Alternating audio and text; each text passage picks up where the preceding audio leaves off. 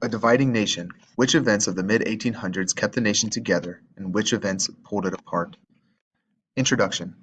In 1860, after one of the strangest elections in the nation's history, an Illinois lawyer named Abraham Lincoln was elected president.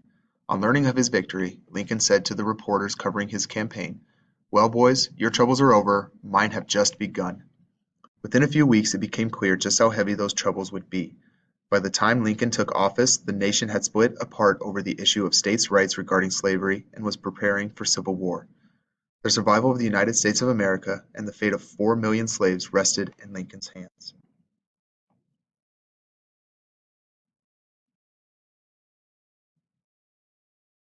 The issues Lincoln faced could be traced back to 1619 when the first slave ship arrived in Virginia. Since that time, slavery had ended in half of the United States, and the question remained whether the nation could continue being half slave and half free. For decades, Americans tried to avoid this question, and many hoped slavery would simply die out on its own.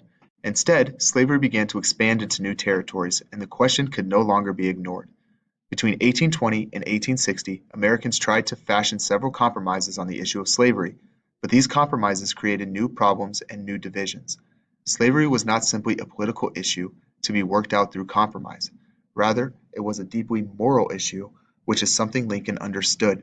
As he wrote in a letter to a friend, "If slavery is not wrong, nothing is wrong." In this lesson, you will learn how Americans tried to keep the United States united despite their deep divisions over slavery.